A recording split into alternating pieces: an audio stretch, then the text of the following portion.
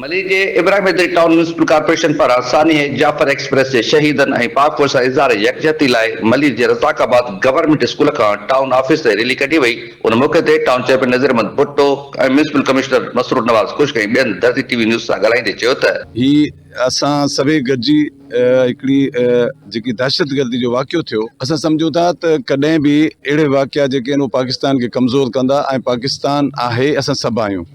पाकिस्तान 4-5 सूबनि जी अकाई आहे ऐं उन में जेकॾहिं अहिड़े तरीक़े जो को बि केरु उथी करे ऐं उन्हनि जेके ॿार हुया ऐं पाक आर्मी जा कंहिं बग़ैर वर्दी जे यूनिफॉर्म जे बग़ैर पंहिंजे फैमिली में विया पए, अहिड़ी क़िस्म जा वाक़िया जेके आहिनि उन्हनि जी मज़म्मत था कयूं।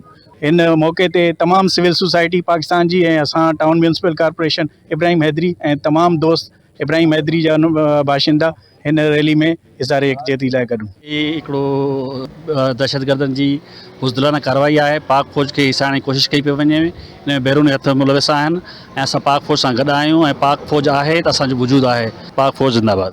कैमरामैन शबीर अली खान सां गॾु सजाद सिंह छजड़ो, धरती टीवी न्यूज़ मली।